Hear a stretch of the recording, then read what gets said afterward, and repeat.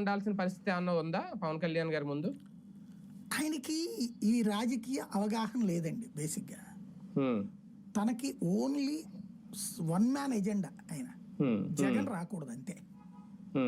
Chandrababu Naidu right మనిషి, జగన్ చెడ్డోడు, చంద్రబాబు అంటే 2024 manifesto మీద పవన్ కళ్యాణ్ గారి బొమ్మ కూడా ఒక పక్కన ఉందని ఆయనకు తెలుసు. ఆయన ఇచ్చిన బాండ్ల మీద ఆయన ఫోటోతో పాటు ఆయన సంతకం ఉందన్న సంగతి ఆయనకు తెలుసు.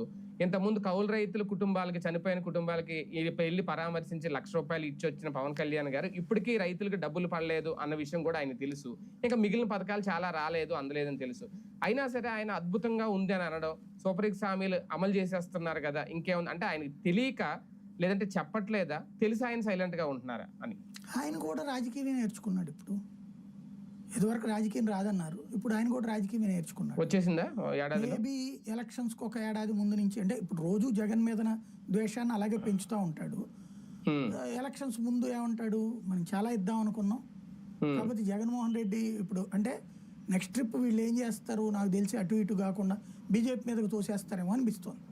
నిజమే, మరి అది బీజేపీ మీదకు తోసేస్తారేమో. సెంటర్ లో మేము ఆశ పెట్టుకున్నాం, వాళ్ళు జరగొట్టడం వల్ల జరిగిందని అటు తోసేస్తారా? ఇప్పటికే ప్రతి దానికి కేంద్రాన్ని లింక్ చేస్తున్నారు. రైతుల విషయంలో గానీ, వాళ్ళకి వచ్చే మద్దతు ధర విషయంలో గానీ, ఇప్పుడు కూడా ఇందాక మీరు చెప్పారు కదా, తల్లికి వందనకు సంబంధించి కొంత డబ్బు వాళ్ళు వేయాలని, ఇలా ప్రతి దానికి లింక్ చేస్తున్నారు.